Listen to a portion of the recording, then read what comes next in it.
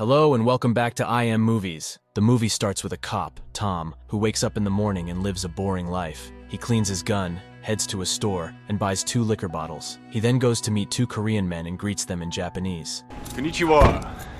The Koreans want to buy a machine gun, but Tom gives them a heavy one, which they don't like, and argue with him about. Tom also makes fun of them, stating that how can he know about them as they talk like colored men, dress like white men, and look Japanese. The Koreans are infuriated by this, stealing his car after beating him badly. After they leave, Tom approaches a phone booth and learns about his car's location. Tom arrives at the location, kills all the Koreans at that place, and gets shot in the vest. He creates a fake fire exchange scene, after which he checks and finds Korean twin girls inside a closet. Later, Captain Wander arrives at the crime scene, while Tom is seen with his friends, Clady, DeMille, and Santos. Santos taunts him for not allowing them to get their names in the headlines of tomorrow's newspaper. Tom and Santos get into a fight when Wander arrives and calms them. He sends everyone on a task, and when he is alone with Tom, he checks the crime scene and appreciates him for saving 2 kids from the animals. As Wander takes him out to send him to the hospital, Tom encounters his ex-partner, Washington. Washington seems unhappy about the killings and says he is sorry for the victims' families. Tom tells him that the girls are the real victims, and if he thinks he is racist, he does not care about him. As the duo gets into heat, Wander takes Tom away and orders him to stay away from Washington. Next, Tom waits for Nurse Grace when a mysterious man meets him as an insurance agent. He laughs at him for seeing his face in the news, making Tom uncomfortable. Suddenly, an officer arrives and calls the man away, revealing that he is an LAPD officer. The man gives him his card, and Tom learns that he is Captain Biggs from the LAPD. After he leaves, Garcia meets him, and the duo kisses each other after she is done covering his wound. After that, Tom lies about what happened at the crime scene and respectfully clears the investigation. Next, Tom joins a party where he meets his friends and Wanders, who inform him that he is getting promoted to the post of commander. Is that any way to address the commander? And mentions that his last case has helped him achieve the goal. Then Tom shows him Biggs's card when his friends inform him that Washington has been snitching. They disclose that he has had several meetings with Biggs over the past few weeks and is turning someone in. When asked who, they all indicate that he is trapping him, due to which Tom tries to attack him, but Wander stops him. Wander tells him that they have already saved him and will also save him this time. The next day, Tom follows Washington to a store, and as he gets ready to knock him out, he spots 2 gang members arriving. So he rushes to warn Washington about them, but the duo fights. Tom explains everything to him, and they prepare to confront the attackers. As the gang members start shooting, Tom tries to defend himself, but accidentally shoots Washington. The gang members kill him brutally, and his demise saddens Tom. After a while, Wander arrives at the site, and after watching the CCTV recording, he claims that if Biggs sees this, The DA sees this. Tom will surely end up in jail. Still, he asks him not to worry about it, and Tom keeps the video CD to himself. Later that night, Tom meets Garcia at her place and informs her of everything about Washington, and she suggests he honor his friend. Tom meets Wander, who reports that he has taken care of everything for him and will have to keep his secret for some time now. Tom is shifted to the desk to record the complaints and pass them to internal affairs if they get something serious on any officer. Tom starts his tedious job until one day, Biggs comes to see him and asks him for lunch, after mentioning that the forensics have mentioned 3 types of bullets in their ballistics report. They go to have lunch when Biggs interviews him and turns on the tape, but Tom does not provide him anything. Biggs turns off the tape and gets mad at him for letting the killers wander in the street. He mentions that Wander has been handling his dirty work, but he will catch the 3rd man this time. Following that, Tom and Wander arrive at Biggs' office, and Wander asks why he is doing this all, and mentions whether his wife knows how he used to keep his relationships with prostitutes. Biggs warns him that he does not deserve to be a commander.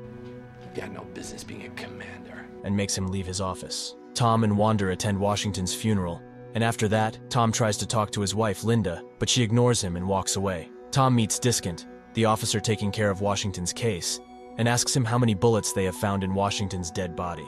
When Discant does not provide him with any information, Tom arrives at forensics and meets the doctor there, who claims to be the same man looking after his wife's dead body, and Tom blames him for removing evidence and leaving him with nothing to go on. The guy who left me nothing to go on. He looks at Washington's ballistics report when Discant arrives and takes the charge. After they leave, Discant informs Tom that he knows how the killers murdered Washington and that he showed up after they left. He calms him, stating that he has his back but must maintain his distance from him. Tom doubts him, saying he is doing this for promotion, but Discant gets a call and learns about the murderers' names, Fremont and Coates. Fremont and Coates. Tom also hears the name by which he meets his friend, and realizes that they are the same men Washington helped get out of prison after they were charged with the rape of a girl. Tom finds it strange, and as Sarge arrives, he gives him the names, but he tears the report, claiming that the man will be dead at the end of the week anyway.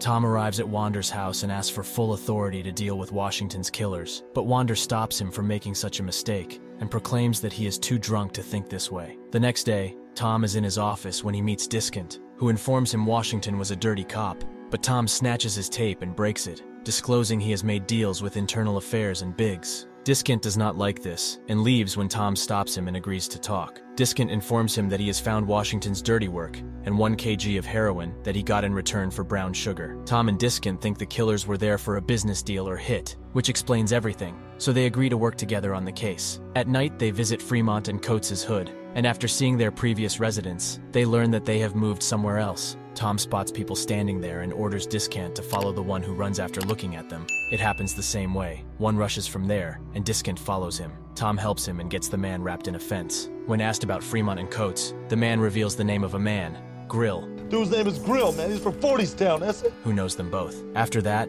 Diskant and Tom get Grill, and Tom beats him badly while asking about the suspects. Grill informs him that he has nothing to do with them, so Tom forces him to mention their location. After he gets the information about the suspects, Tom meets Linda, who informs him that he knows everything about them and that her husband is a good man. He changed his heart, after which everyone got against him, and even they planned to shift to the Bahamas for a fresh start. We were leaving Friday for the Bahamas. But in vain. He informs him that Washington used to consider Tom the worst because he sees everything but pretends to be blind. Next, Clady meets him, gives him his bullet recovered from Washington's dead body, and tells him it's over for him now. Tom is in his office when he gets information from his sources about a man named Scribble. Tom informs Diskant about Scribble and asks to arrest him, but he requests that he join. Tom and Diskant find and catch Scribble, who tells them about their residence on the hills. Scribble leads them to their location, but the duo finds nothing inside the house. As they look around, they sense a smell and, upon checking, find 2 dead bodies. They match the dead bodies with Fremont and Coates and learn they are dead. Diskant mentions that they had been dead before Washington when Tom claims someone plotted to trap them and cover their real identities. They return to Scribble, and after showing him the real Fremont and Coates picture, Tom learns that he is in contact with someone else, so he asks him to arrange a meeting with them. At night, Tom has an appointment with Wander and his friends, and Wander entertains Grace by mentioning stories of Tom's bravery and calling him a missile that locks onto its target and hits on the spot. Tom looks at the video of Washington's death when he gets a call from Diskant, who informs him that Scribble has arranged their meeting with Fremont and Coates. Fremont and Coates, whoever they are, want to meet us. Before seeing Diskant, Tom meets Linda and gives her the video of how he died, but she tells him that it won't bring her husband back. Tom prepares to go with Scribble alone, but Diskant insists on joining him. Tom tells him he does not want it, but he has to let him participate after seeing his determination. The duo meets Scribble, who leads them to their targets, LaShawn and the man pretending to be Coates. Tom tells them Washington went greedy and made a drug deal with them, but LaShawn recognizes him as the officer from the store where Washington died. After their cover is blown, Tom asks them who they are, and as Diskant claims he knows them, Coates shoots him in the neck while Tom takes the cover. They order Scribble to kill the white men, and as he denies doing it, they kill him. Tom shoots all the lights and kills LaShawn and Coates. Tom is sad at losing Diskant this way, and as he returns home, Grace is worried for him and covers his wounds. When asked why she is concerned, she turns off the TV when Tom learns that he has shot 2 police officers, indicating that LaShawn and Coates are undercover police officers. I had no idea they were deputies. Tom asks Grace to stay away from him for her safety, and as he leaves his house, DeMille and Santos arrest him, and instead of taking him downtown, they lead him elsewhere.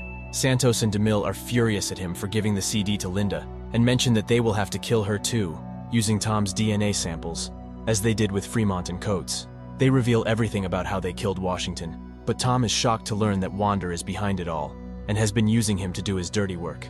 They divulge that he has been used, but now they are taking him to the hills to kill and bury him along with Fremont and Coates. During this conversation, Tom gets a chance and opens his handcuffs. He attacks DeMille and leads them into an accident. Tom opens his eyes and finds himself tied. Tom tries to escape while DeMille and Santos miss their shots until he falls into Fremont's grave. Santos leaves, asking DeMille to get rid of Tom. As he approaches to kill him, Tom attacks and kills him using the shovel beside him, then gets his gun. When Santos returns to see what happened, Tom shoots him too. In the meantime, Clady is seen hurting Linda while asking for the video CD, and after he gets it, he tries to torture her, but Tom shows up and saves her. He asks her to leave while he overpowers and cuffs Clady. Tom leads him to the car and puts him inside the trunk. The next morning, Tom meets Wander and informs him how Santos and DeMille tried to kill him, but he comforts and contacts Clady. Tom has Clady's phone and confirms after reading Wander's text that he wants him dead. Tom gets mad at him and tells him he will stop him now. As he gets his gun out, Wander fights him, but Tom gains the upper hand and cuffs him. Tom reaches for his gun,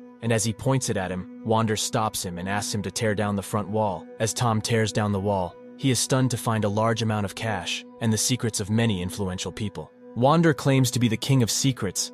I'm the king of secrets, Tom. And mentions that, using them, he has made everything possible for his unit. He says that he paid for their lawyers from this, and their retirements were meant to be from here. He proclaims he wants to be chief and mayor because of his power, while Tom holds his gun. Tom tells him he considers him a friend and shoots him twice in the chest. Following that, Tom is alone when Biggs's man arrives and orders him to drop his gun. As he lowers his weapon, Biggs shows up, and instead of arresting him, he informs Tom about the story he has made to save him. Tom understands that this was all his plan, and Biggs tells him that he only needed him to open his eyes. When asked, Biggs replies that Wander knew the secret of someone powerful who approached him, and they planned to get their task done by Tom by showing him the reality. After Biggs leaves, Tom looks at his city, and the movie ends here. Thank you for supporting my small channel. If you like this video, share and like to help this channel out. Thanks for watching and see you at the next one.